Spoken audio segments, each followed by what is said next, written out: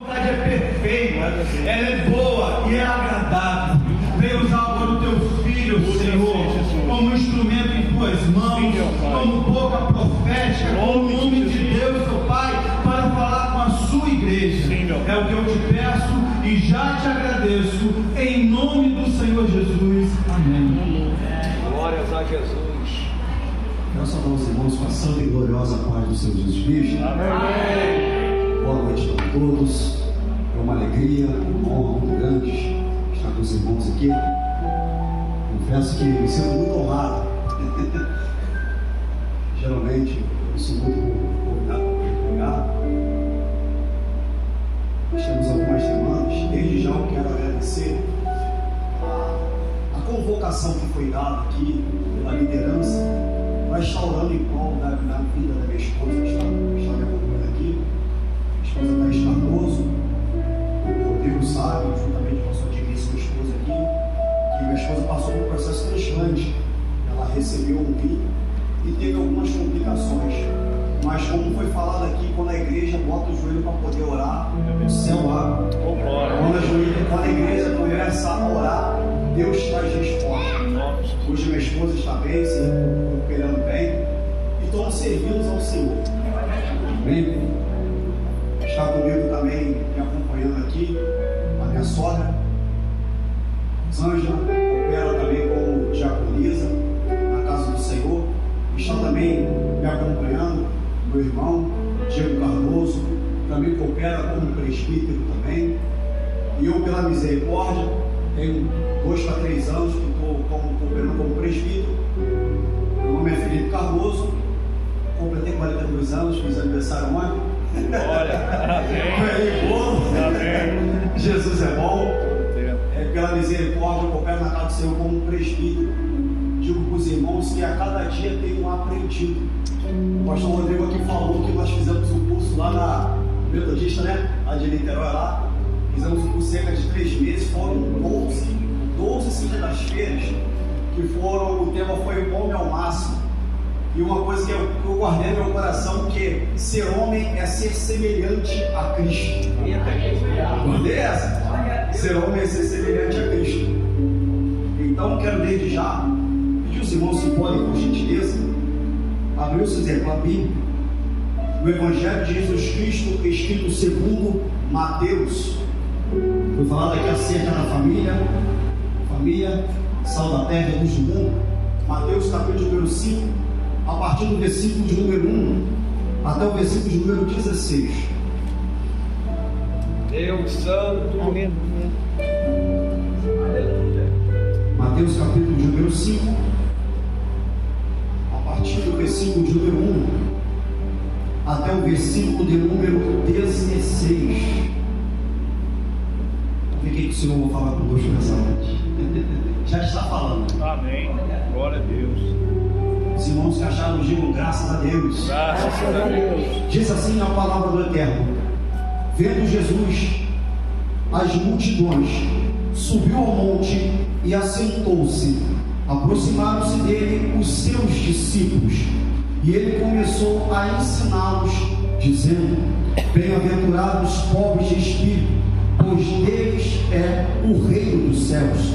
Bem-aventurados que choram, pois serão consolados. Bem-aventurados os humildes, pois herdarão a terra. Bem-aventurados que têm fome e sede de justiça, pois serão fartos. Bem-aventurados os misericordiosos, pois alcançarão misericórdia. Bem-aventurados os puros de coração, pois verão a Deus. Bem-aventurados os pacificadores, pois serão chamados filhos de Deus. Bem-aventurados que sofrem perseguição por causa da justiça, pois deles é o reino dos céus. Versículo número 11. Bem-aventurados sois vós, quando vos injuriarem e perseguirem, e mentindo disserem todo mal contra vós por minha causa. Regozijai-vos e alegrai-vos, porque grande será a vossa recompensa nos céus, pois assim perseguiram os profetas que viveram antes de vós. Agora vai estar no o tema da mensagem aqui dessa noite. Versículo de número 13: vós sois o sal da terra, mas se o sal perder o sabor, com que há de salgar? Para nada mais serve, senão para ser lançado fora e pisado pelos homens. Versículo de número 14: vós sois a luz do mundo. Não se pode esconder uma cidade construída sobre um monte, e nem se acende uma lamparina e se coloca debaixo de uma vasilha, mas no candelabro, assim ilumina todos os que estão na casa. Versículo de número 16: assim também brilhe a vossa luz diante dos homens, para que todos vejam as vossas boas obras e glorifiquem o vosso Pai que está nos céus. Louvado seja o teu nome, Jesus. Glórias a Jesus. Irmãos, o pastor Rodrigo aqui me notificou quase um mês e falou que foi aberta uma campanha acerca da família. Tem aqui uma ilustração bacana aqui acerca da família. E nós entendemos que família é projeto de Deus. Foi falado aqui que nós somos, o tema aqui é sal da terra. Família foi chamada para ser sal da terra e luz do mundo. No texto bíblico a qual nós acabamos de ler aqui, no Evangelho de Jesus Cristo, escrito segundo São Mateus, vai nos ensinar alguns princípios que fazem parte da nossa vida cristã. Mas antes de eu começar aqui a entrar no texto, eu fico maravilhado, porque tudo que está escrito na Bíblia não está escrito de maneira aleatória. Tem propósito, tem finalidade, tem objetivo. Prova disso que o apóstolo Paulo, na sua segunda epístola a Timóteo, também conhecida como a carta de despedida, 2 Timóteo, aleluia, capítulo de número 3, versículo 16 e 17, aonde ele vai falar: toda a escritura é divinamente inspirada e proveitosa para exortar, redarguir, corrigir em justiça, a fim de que todo homem de Deus seja perfeitamente pronto para toda boa e perfeita obra. O que significa isso? A palavra nos molda para nós fazermos a obra de Deus com excelência. A palavra nos molda para nós servirmos a Deus com excelência. A palavra nos molda e nos dá condições e estrutura para nós fazermos o íntimo do Senhor. E dentro dessa inspiração, tanto verbal, tanto plenária, nós nos deparamos com toda a Bíblia. Quando nós olhamos a Bíblia, dentro do contexto humano aqui, ela tem suas divisões e as suas subdivisões. Primeira divisão da Bíblia, primeiro Novo Testamento, também chamado de Primeiro Testamento. Segundo Testamento, também chamado de Segundo Testamento. E dentro da primeira divisão, nós temos subdivisões. Todos nós conhecemos aqui, que eu sei que essa igreja não somente lê a palavra, mas acima de tudo vive a palavra. Aleluia. Quando nós falamos da primeira divisão, a primeira subdivisão do Novo Testamento, nós conhecemos o livro que é classificado como o Pentateuco. Nós temos o Pentateuco, nós temos os livros históricos, aonde vai contar acerca da história do povo que foi chamado por Deus na antiga aliança. Uma coisa que me chama a atenção no livros históricos é o seguinte: que o inimigo pode até tentar apagar a nossa história, mas o Deus que nós servimos, o Deus que nos chamou, conserva a nossa história.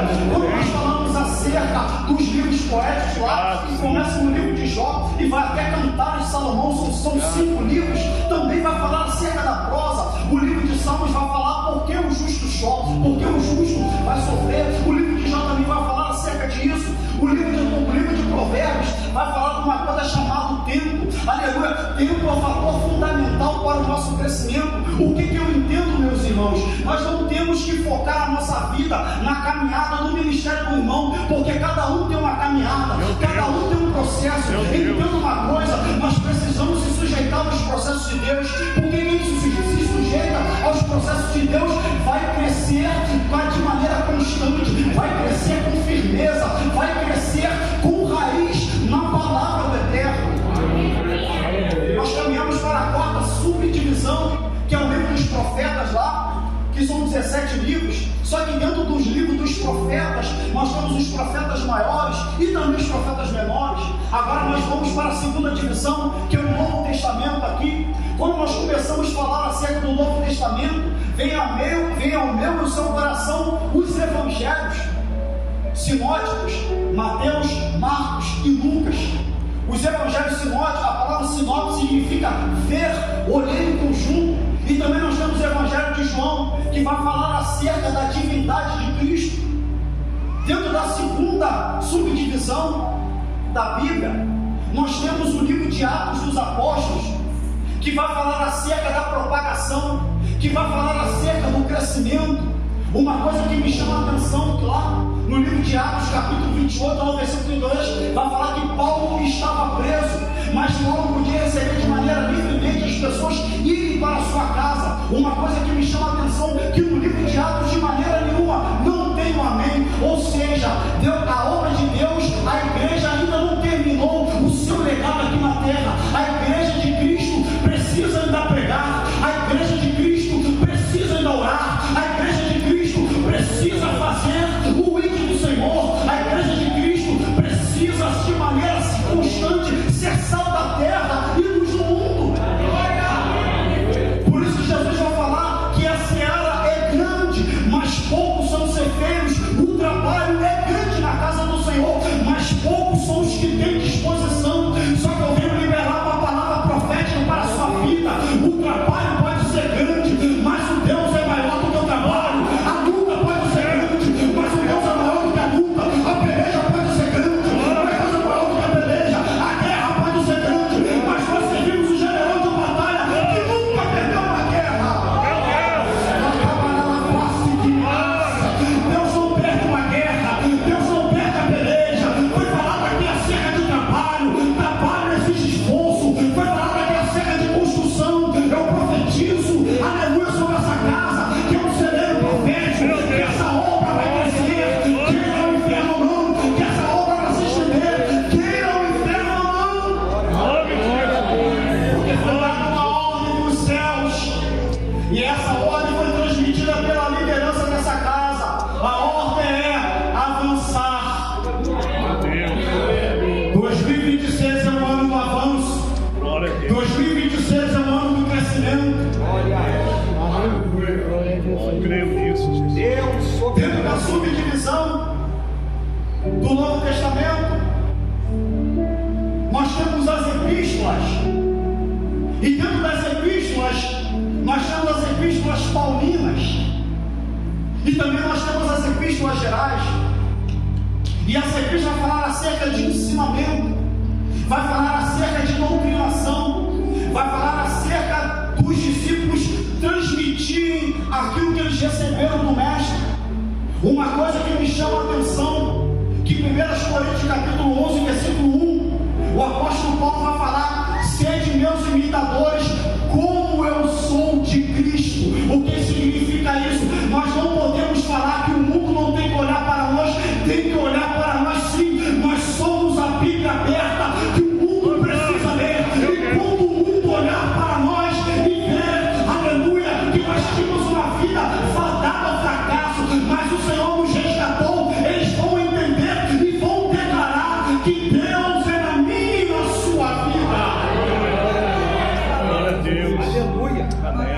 E camarada, Jesus está aqui, oh glória. Glória a Deus.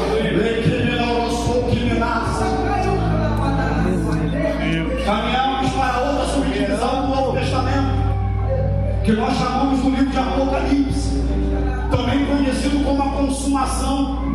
Na primeira vinda, Jesus veio como um servo sofredor, mas na segunda vinda, ele vai vir como justo juiz.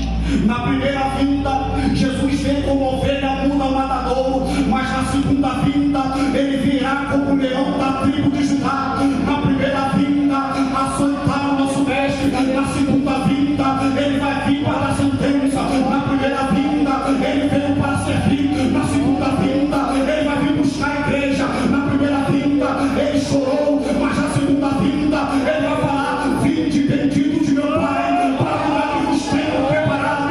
Jesus está falando: o choro pode ser grande, a lamúria pode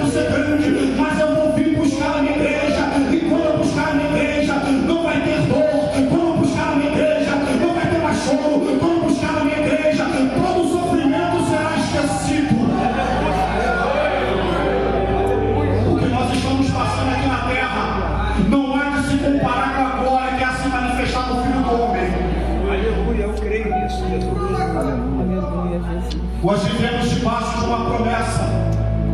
A promessa é: irei para o Pai vos preparar lugar, para que onde eu esteja, estejais também vós comigo. A maior alegria do crente não é somente estar no céu.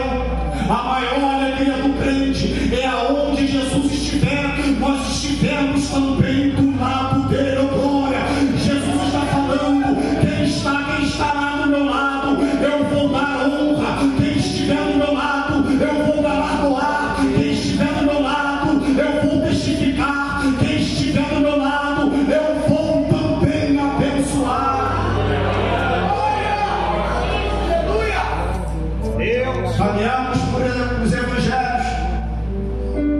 Quando nós falamos acerca dos evangelhos, cada um tem um propósito, tem uma finalidade, mas o personagem principal de toda a Bíblia e também os evangelhos é Jesus de Nazaré.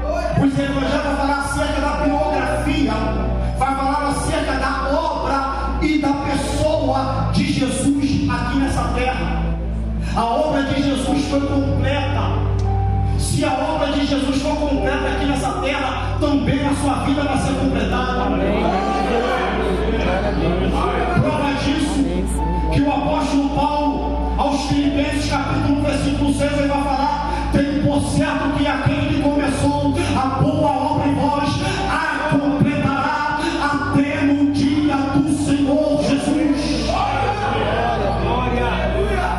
Quando nós falamos acerca dos evangelhos, que vai falar acerca da pessoa e da obra do Senhor Jesus Cristo, o evangelho de Mateus vai falar da autoridade pregadora de Jesus. Se nós lermos tanto o evangelho de Mateus, Marcos e Lucas e João, o evangelho de Mateus é o que tem mais citações veterotestamentárias. O que significa isso?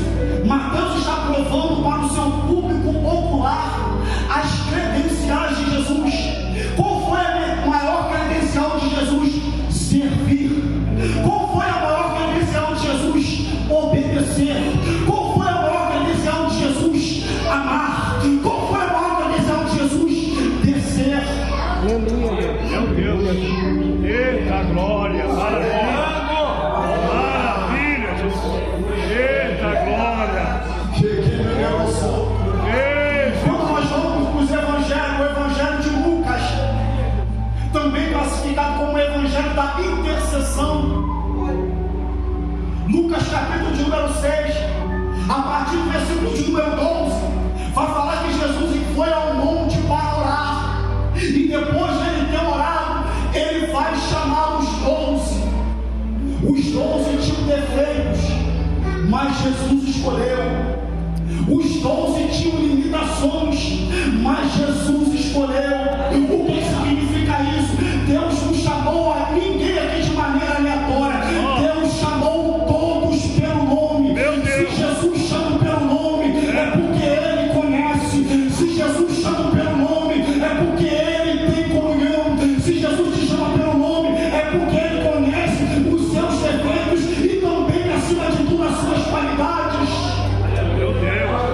Eita maravilha, Jesus. Talvez possa ter algum irmão, alguma irmã que se questione: Deus, por que você me chamou?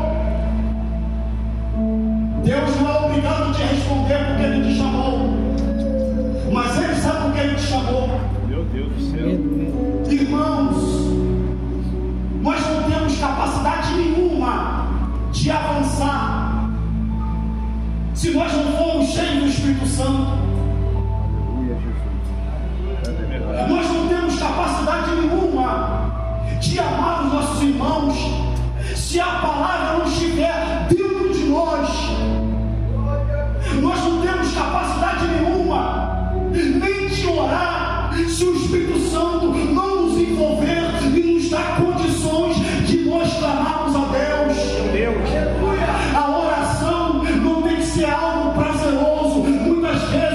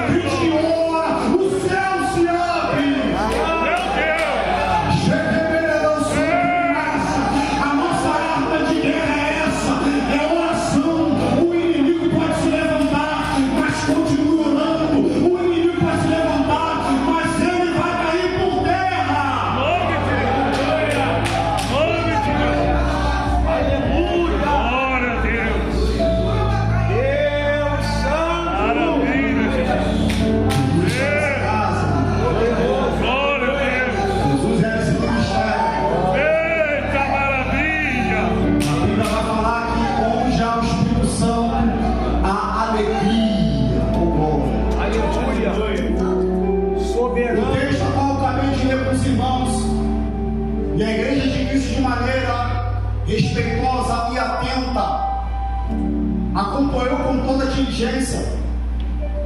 A partir do capítulo 5, também é conhecido como o Sermão da Montanha, ou também o Sermão das Bem-aventuranças, que vai do capítulo 5 até o capítulo 7, aonde Jesus vai instruir os seus discípulos. Meu Deus. Uma coisa que me chama a atenção, que havia multidões, mas quando os discípulos chegaram perto de Jesus, Jesus começa a ensinar, porque toda pessoa que se aproxima de Deus cresce, toda pessoa que se aproxima de Deus prospera, toda pessoa que se aproxima de Deus, Deus muda o quadro, toda pessoa que se aproxima de Deus, Deus transforma a maldição em bênção, porque maior é o que está em nós do que o que está no mundo. Glória a Deus. Aleluia. Amém. Jesus começa a ensinar, e eu quero aqui de maneira muito sucinta e direta falar dos 4 tipos de posicionamentos que devemos ter. Primeiro posicionamento que todo cristão precisa ter está no versículo 3 do capítulo 5, nós acabamos de ler. Bem-aventurado os pobres de espírito, pois deles são o reino dos céus. A primeira posição que nós devemos ter é em relação a nós mesmos. Como Jesus fala que bem-aventurado os pobres de espírito, Jesus está falando, quem é pobre de espírito é mais do que vencedor. Jesus começa a ensinar. Só que essa palavra pobre de espírito, para uma pessoa que ainda não foi alcançada pelo Evangelho, pode soar como fraqueza, pode soar como fracasso, pode soar como declínio. E uma das explicações, ou até aplicações, dessa afirmação de ser pobre de espírito, ser pobre de espírito não significa ser fraco, não significa ser frágil, não significa ser desprovido fisiologicamente. Ser pobre de espírito aqui, dentro do ensinamento que Jesus está dando para os seus discípulos, é ter uma opinião correta sobre si. O que significa isso? Uma pessoa que é pobre de espírito, ela é honesta consigo mesma, ela reconhece as suas fraquezas, ela reconhece as suas limitações, ela reconhece que ela precisa da graça, ela reconhece que ela precisa do perdão, ela reconhece que ela precisa orar, ela reconhece que precisa clamar, ela reconhece que precisa de maneira constante invocar o nome do Senhor. E ser pobre de espírito é conhecer-se e aceitar-se e buscar de maneira contínua em Cristo crescimento. Quantas pessoas, meus irmãos, que têm olhado para o mundo e têm se alinhado segundo o mundo? Entenda uma coisa: a maior beleza de um homem e de uma mulher não está no interior, está dentro. O que significa isso? Deus nos altos céus, quando olha para mim e para ti, Ele não olha para a gente de fora para dentro, Ele nos enxerga de dentro para fora, Ele reconhece quem nós somos. Deus está falando aqui nessa noite: eu sei o seu valor, eu reconheço o seu valor. Não imite o mundo, mas imite Jesus. Glória ao nome, Jesus. Segundo posicionamento que todo cristão precisa ter, posicionamento em relação ao pecado. Versículo 4 ao versículo 6, Jesus vai falar: bem-aventurados que choram, pois serão consolados. Bem-aventurados mansos, pois herdarão a terra. Bem-aventurados que têm fome e sede de justiça, pois serão fartos. Se o segundo tipo de posicionamento nós devemos ter, que é em relação ao pecado, é o seguinte: nós somos pecadores, mas nós não vivemos na prática do pecado, porque assim, nós somos pecadores arrependidos, nós fomos alcançados pela graça, é ela que nos mantém de pé, é ela que nos sustenta, é ela que nos faz caminhar, é ela que nos faz adorar,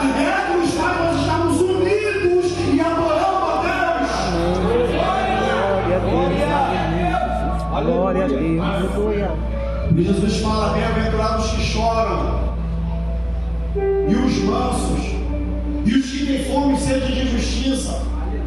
Quando nós olhamos para o mundo, o nosso coração se entristece, porque tem pessoas que nós estamos orando para Deus resgatar, e até parece que Deus não ouve a nossa oração. Entenda uma coisa: quem convence o homem do pecado, da justiça e do juízo é o Espírito Santo. O nosso papel é pregar, o nosso papel é falar que Jesus salva, que Jesus cura, que Jesus liberta, e se nós pregarmos, Deus vai fazer a obra.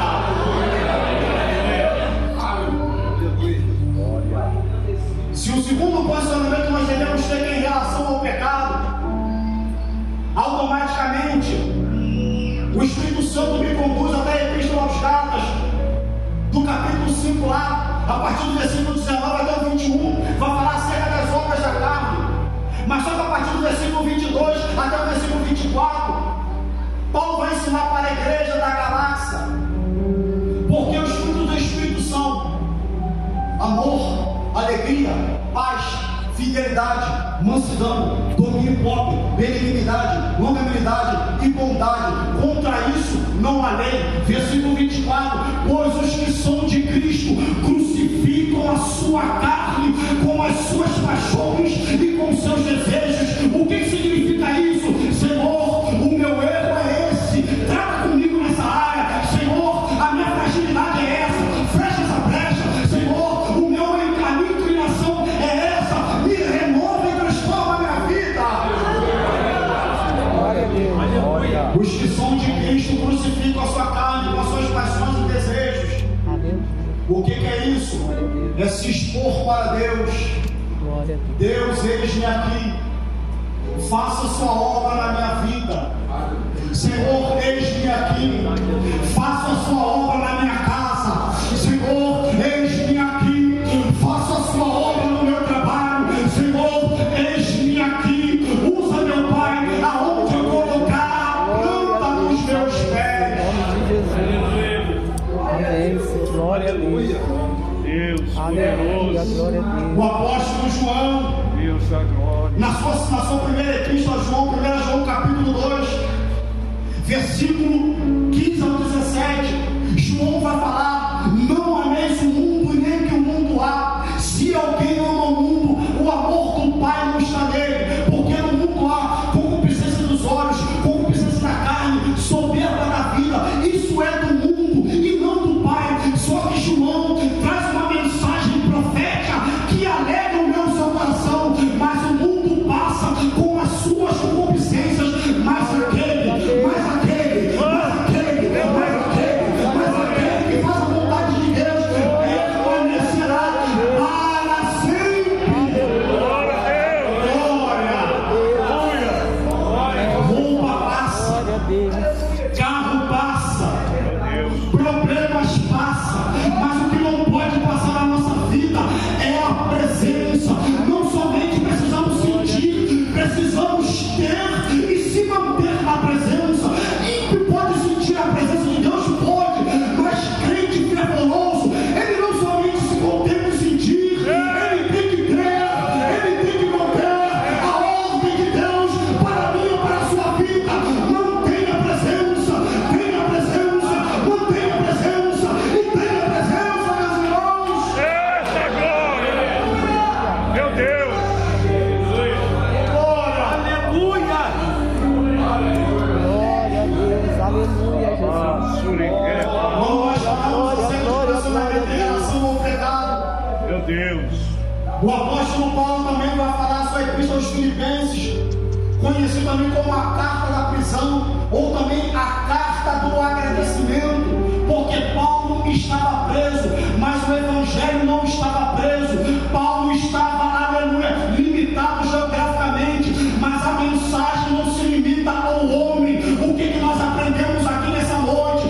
Pode até tentar te parar, mas a obra eles não param. Pode até tentar te calar, mas a mensagem da cruz eles não calam. Pode até te açoitar, mas a mensagem de Cristo vai prevalecer na tua vida. Filipenses capítulo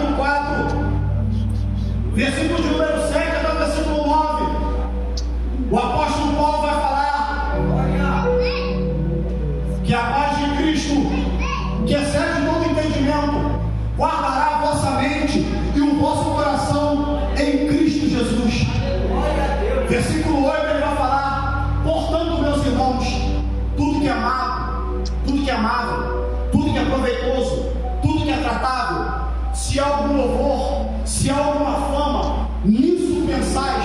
Versículo 9: tudo que vistes e ouvistes e de mim aprendestes, também fazei vós. Paulo está falando: o que eu vos ensinei, vocês têm que aplicar. O que vocês viram na minha vida, vocês também precisam fazer. O que significa isso? Nós somos referência, irmão. Pode parecer que não, talvez você não tenha um chamado para pregar, talvez você não tenha um ministério profético, só que você é referência aqui nessa casa. O que significa ser referência? É ser coluna. Coluna suporta peso, coluna é colocado no lugar. Se isso aí compromete toda a casa, Jesus te chamou para ser coluna. Coluna suporta peso, coluna sofre, coluna chora, mas no final. Eita glória! Maravilha! Nós somos colunas, meus irmãos. O homem não pode ver, mas Deus nos vê. O homem pode nos dar valor, mas Deus nos dá valor. Coluna foi feita para suportar peso. Maravilha, Jesus! Glória a Deus! Glória a Deus. Aleluia. Deus está falando com alguns aqui. Deus! Shecamarafasque. Glória a Deus!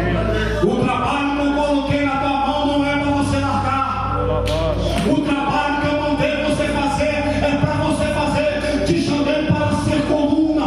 Coluna suporta peso para que pessoas venham se abrigar. Coluna suporta peso para que pessoas venham crescer. Talvez, meus irmãos, tem gente que não dá valor ao seu trabalho, só que Deus dos altos céus está falando aqui nessa noite. Eu me alegro do teu trabalho, eu me alegro da tua busca, eu me alegro da tua renúncia. Entenda uma coisa, irmãos: existem trabalhos que nós vamos colher a médio e a longo prazo.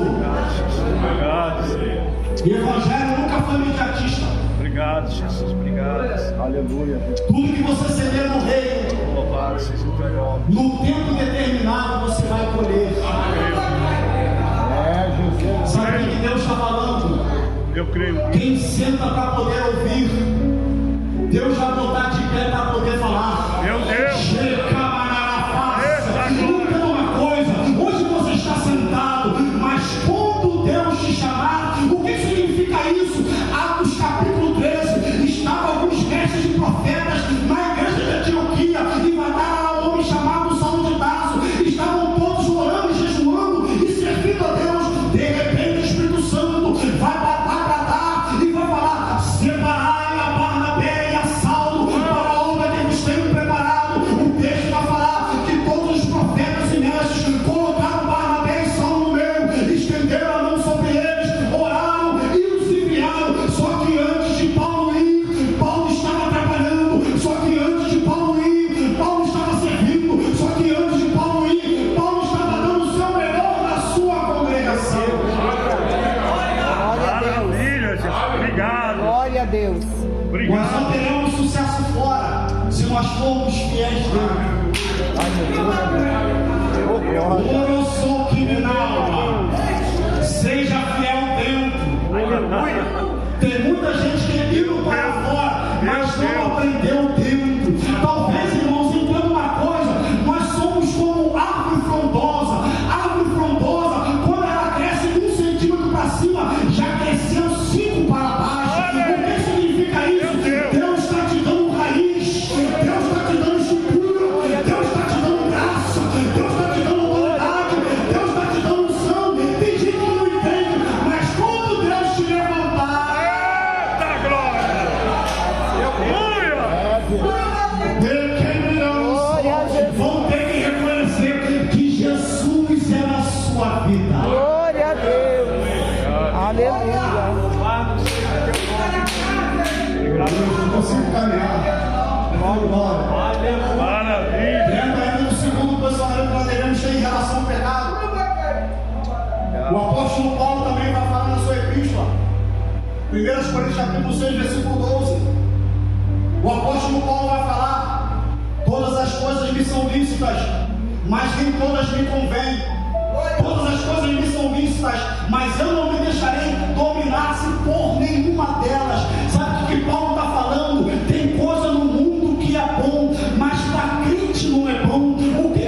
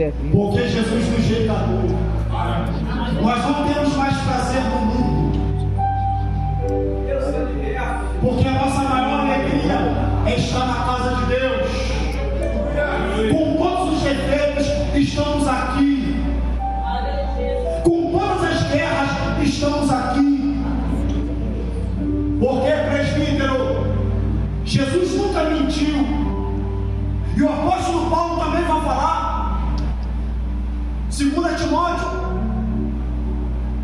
1 Timóteo capítulo 3, versículo 12, olha o que o apóstolo Paulo vai falar: portanto, todo aquele que quiser viver piedosamente em Cristo Jesus padecerá grande sofrimento. Estamos sofrendo, mas para recebermos algo maior. Estamos renunciando para recebermos algo maior. Estamos gemendo, mas naquele grande dia nós iremos se alegrar. Aleluia.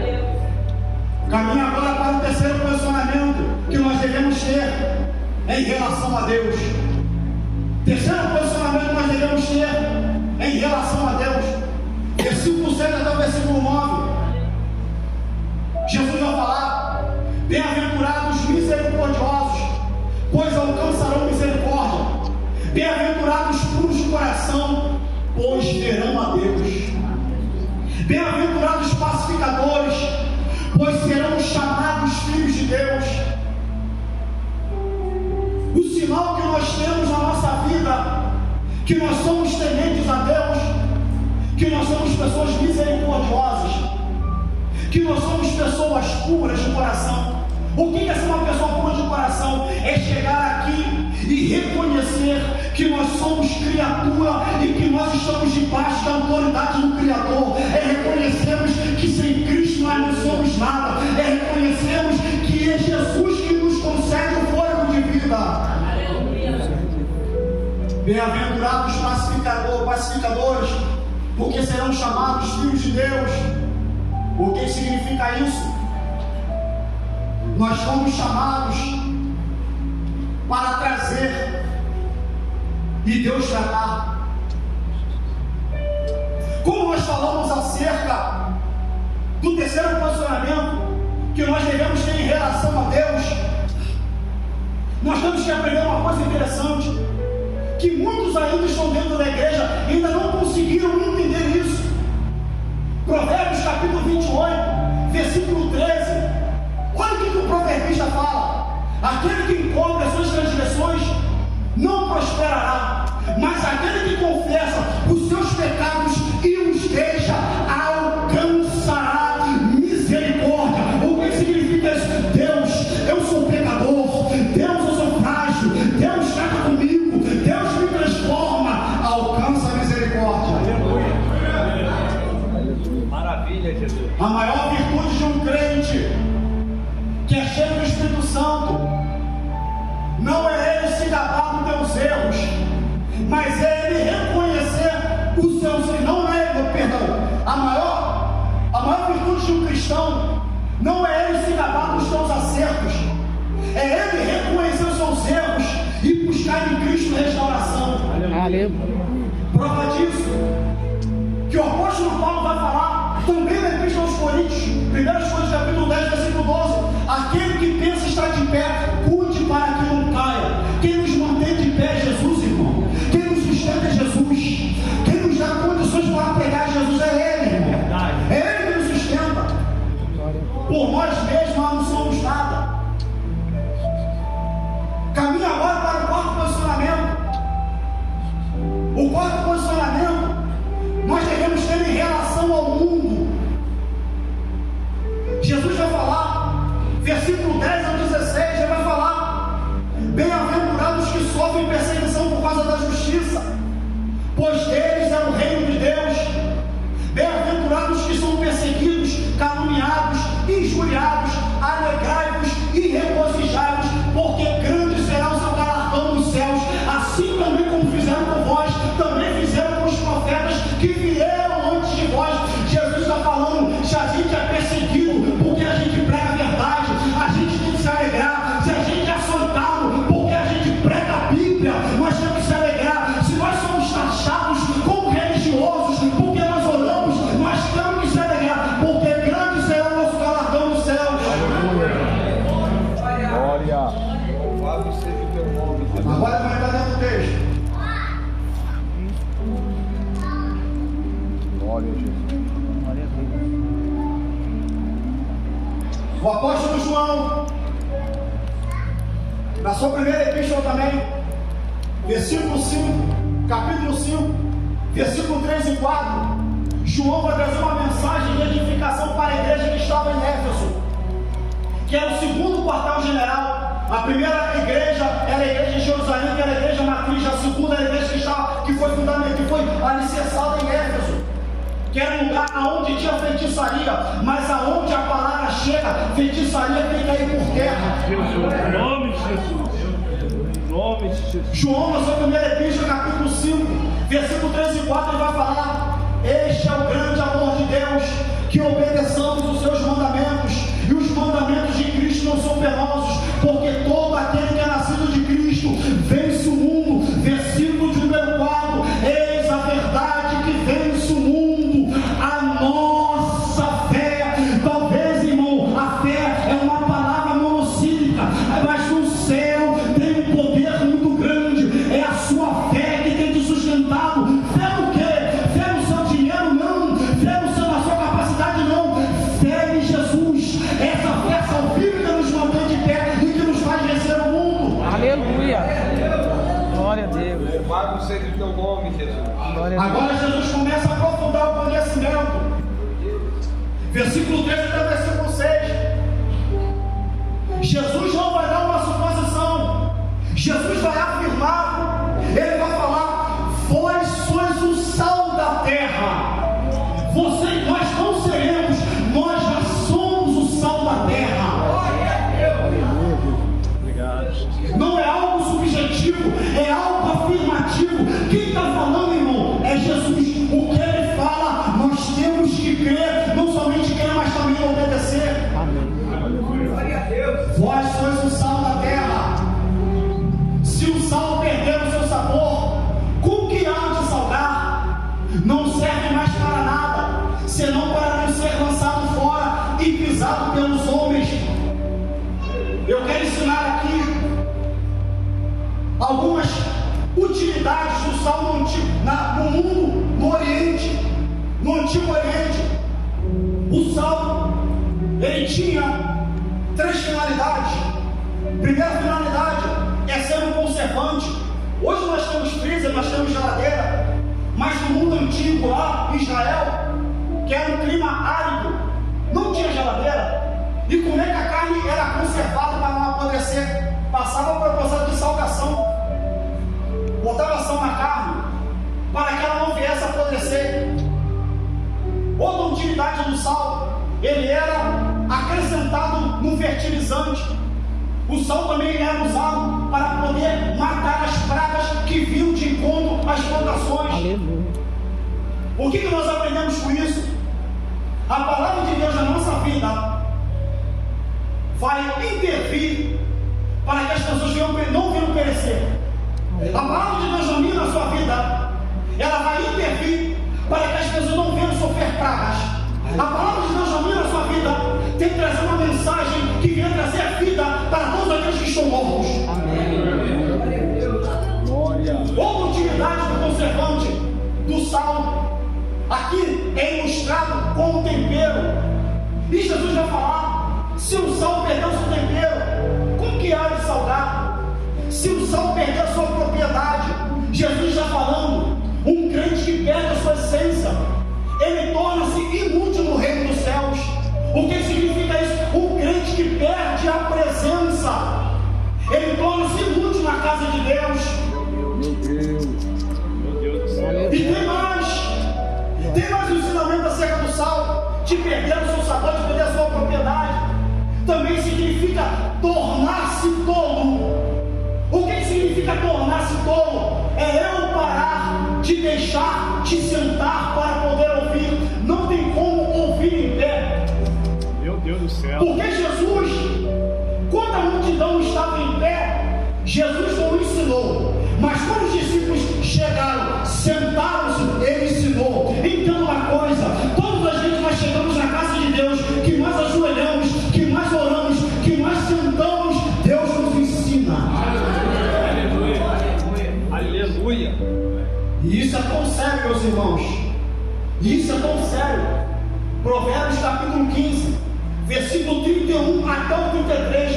Olha o que o proverbista vai falar. Aquele que rejeita a correção construtiva, aquele que aceita aceita a repreensão construtiva no meio dos sábios fará sua morada. Mas aquele que rejeita a disciplina menospreza a sua alma. Mas aquele que aceita a correção adquirirá entendimento. O temor do Senhor é o princípio de toda a sabedoria. A humildade precede a honra. Só que aqui o proverbista está ensinando de dois tipos de correção: a correção destrutiva e a correção construtiva. O que é a correção construtiva? É onde a pessoa só te julga. E o que é a correção construtiva? A correção destrutiva é quando a pessoa só te julga e não te mostra o caminho. E o que é a correção construtiva? É onde a pessoa aponta o teu erro e te leva para a Bíblia.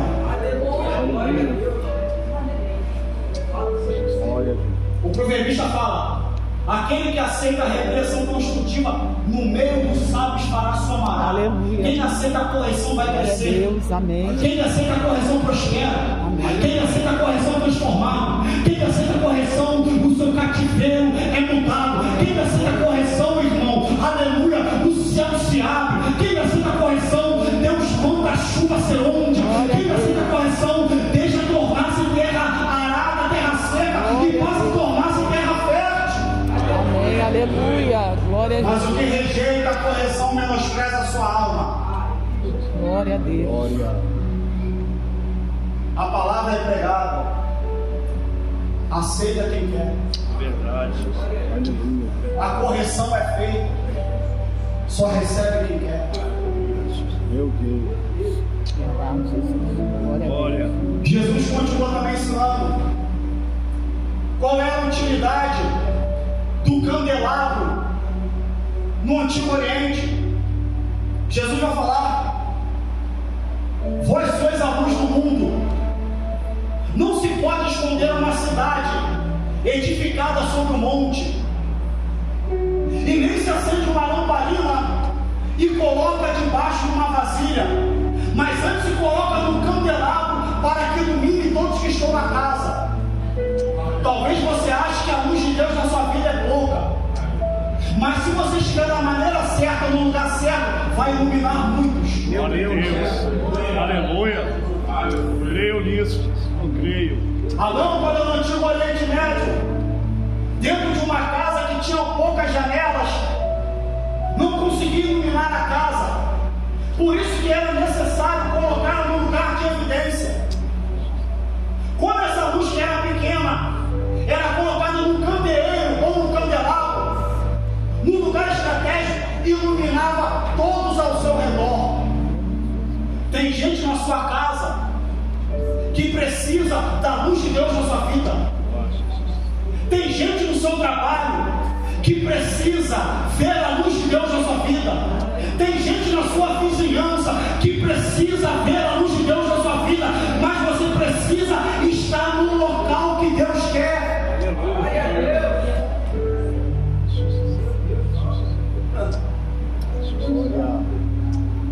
Deus soberano. Glória a Deus. Aleluia. Vocês estão entendendo o que Jesus está falando aqui nessa noite? Glória a Deus. Amém. Que meu oração. Aleluia. Nossa camararaçou que me nasce. Glória, glória, glória a Deus. Obrigado, Senhor. Versículo 16. Olha que interessante, pastor Rodrigo. Jesus corrige, porque ele sabe o que os seus discípulos serão na frente. Olha que Jesus fala no versículo 16: assim brilhe também a vossa luz diante dos homens, para que vejam as vossas boas obras e glorifiquem ao vosso Pai que estás nos céus. Jesus está falando, irmão, a luz que Deus colocou na sua vida tem um propósito. Que propósito é essa? É para brilhar. Quando a luz de Deus brilha na sua vida, vai ter testemunho, e quando quem tem bom testemunho, vai ter boas obras, e boas obras, quando são verificadas na nossa vida, as pessoas vão falar: Aleluia. Glória a Deus. eu não sou crente, mas aquele irmão é crente. Aleluia. Eu não sirvo a Deus, mas aquele irmão tem Deus. Aleluia. Eu ainda não recebi a palavra, mas aquele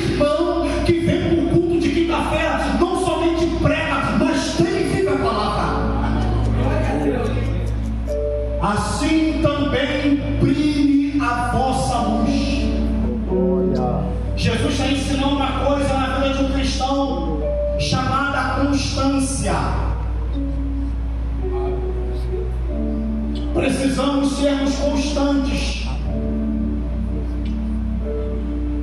Precisamos continuar no caminho. Precisamos continuar obedecendo. Precisamos continuar descendo. Porque fiel é aquele que nos chamou. Porque Deus não nos aprova maior do que nós podemos suportar, mas também com a aprovação também vem o escape.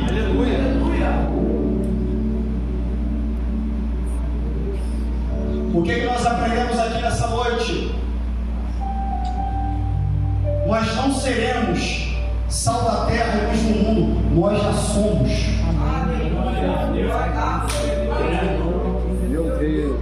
Você foi chamado para trazer sabor numa vida sem direção.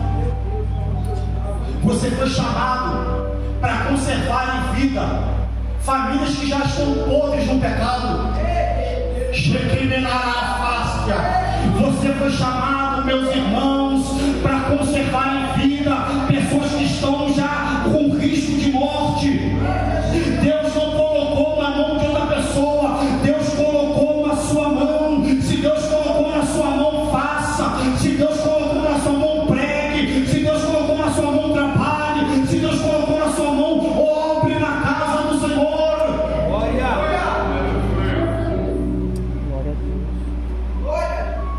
Glória a Jesus. Louvado seja. Você já é a luz do mundo. Quem vive no pecado vive em densas trevas. Por isso que aonde você passa, o povo olha para você estarrecido. Eles não entendem o que tem na tua vida. Eles falam: o que tem na tua vida, pagode não dá. O que tem na tua vida, dinheiro não compra. O que tem na tua vida, prostituição não compra. O que tem na tua vida é o que veio dos céus. O que tem na tua vida é o Consolador. O Consolador é na sua vida. Por isso, aonde você passa, o povo fala: paz do Senhor. Se você falar, aonde você passa, o povo fala: tu é crente. Aonde o povo passa, os outros falam: tem algo diferente na sua vida. Glória a Deus. Porque nós temos sinais. Os sinais seguirão aqueles que creem. Você não pode nem falar que você é crente, mas você já tem sinal que é crente. Entenda uma coisa: o que está dentro de você não tem como esconder. O que está dentro de você não tem como negligenciar. O que está dentro de você, nós não podemos enterrar. O nosso talento, nós precisamos pregar e anunciar o ano aceitável do Senhor. Glória a Deus. Glória a Deus. Aleluia. É Jesus. Termino agora a minha mensagem com muita alegria, Obrigado. temor e reverência de Deus. Obrigado. Todos que estão aqui, Obrigado. guardem bem isso. Além de tudo que foi pregado aqui, existem 3 formas de nós fazermos a obra de Deus. Primeira forma, colocando a mão no arado. Eu não tenho dinheiro, mas eu tenho força no meu braço. Eu não tenho dinheiro, mas eu sei virar massa. Eu não tenho dinheiro, mas eu sei virar concreto. Eu não tenho dinheiro, mas eu sei pulsar. Eu não tenho dinheiro, mas eu entendo de parte elétrica. Eu não tenho dinheiro, mas eu sei colocar piso. Primeira forma de fazer a obra de Deus, colocando a mão no arado, escassando as bancas. Segunda forma de fazer a obra de Deus, abençoando. Talvez você não tenha força para carregar um monte de massa, mas Deus tem te dado condição financeira para você poder abençoar essa obra.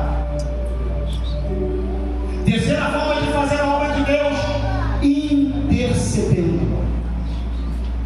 Eu não tenho condições de trabalhar, eu não tenho dinheiro, mas eu tenho meu joelho que eu vou colocar no chão e vou orar para Deus sustentar os trabalhadores, para Deus sustentar os mantenedores. Ou seja, nós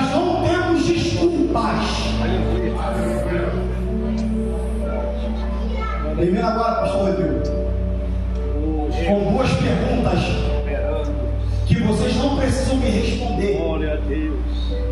Glória. Respondam para Deus na casa de vocês. Glória ao teu nome. Primeira pergunta: quem te chamou? Glória a Jesus. Segunda pergunta: por que ele te chamou? Vou repetir mais uma vez. Termino a mensagem aqui nessa noite com duas perguntas retóricas para a sua vida. Quem te chamou? E por que ele te chamou? A resposta você já sabe. Está no tema desse ministério, dessa campanha. Família, sal da terra, família, luz do mundo. E desde já, eu agradeço a oportunidade, em nome do Senhor Jesus.